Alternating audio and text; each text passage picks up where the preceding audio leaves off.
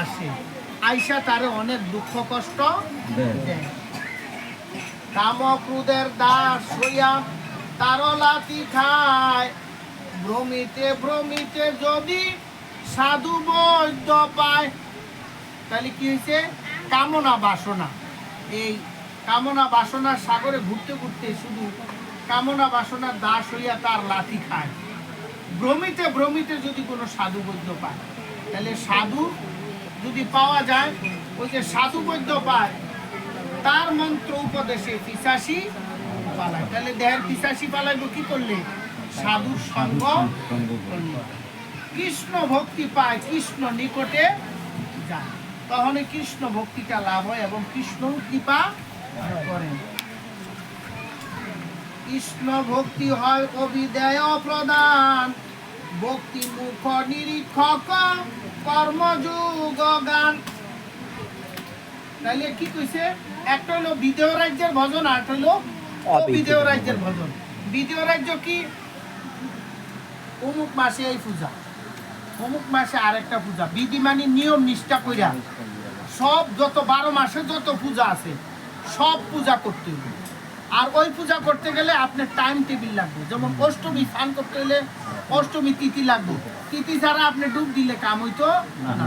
আর নাঙ্গল বন্ধ জায়গা দেন, একজন ডুবাই না পাইতেন, পাইবেন পাইতেন। এইটা হলো অষ্টমী।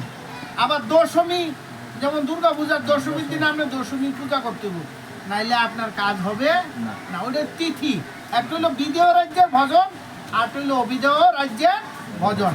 তাইলে কি বলছে? কৃষ্ণ ভক্তি হয় অবিদেয় প্রদান। কৃষ্ণ ভক্তি হইল অবিদেয় প্রদান, এনে কোনো নিয়ম টিয়ম নাই, কোনো বিধি টিধি নাই, যে কোনো সময় করণ দেব।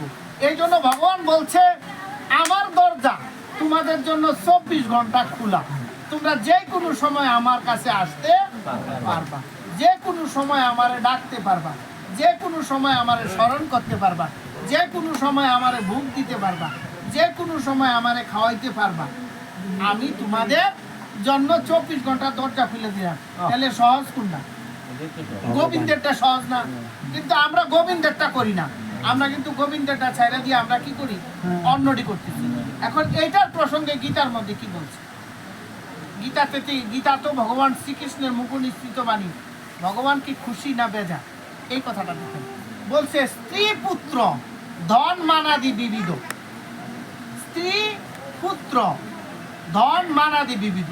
কারো একটা ছেলে হইলে আরেকটা যদি হয় মানা করবো? 10টা ছেলে হইলে মানা করবো? রাবণের তো 1.5 লক্ষ পুত্র ছিল, মানা করছে নাকি? মানা করে না।